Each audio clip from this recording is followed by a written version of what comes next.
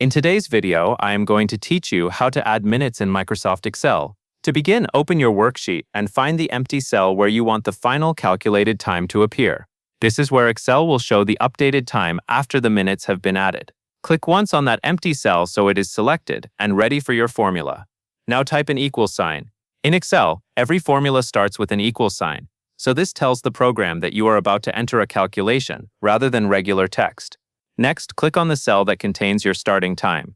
This could be any time value already entered in your sheet, such as a start time for a schedule, appointment, or task. After selecting that time cell, type a plus sign. The plus sign tells Excel that you want to add something to the original time. After that, click on the cell that contains the number of minutes you want to add. This is an important part because Excel stores time as a fraction of a full day.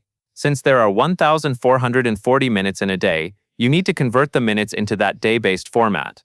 To do that, type /1440 directly after the minute cell reference. Your full formula is now taking the original time and adding the minute value converted into Excel time. Once the formula is complete, press Enter on your keyboard. Excel will calculate the new result and display it in the cell. In some cases, the result may not immediately look like a time. That is usually just a formatting issue, not a problem with the formula itself. To fix that, click back onto the result cell you just created. Then go to the top menu bar and select the Home tab. In the ribbon, look for the Number Formatting drop-down box, which is typically near the middle area.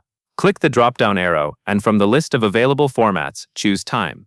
As soon as you do that, the result should display correctly as a time value.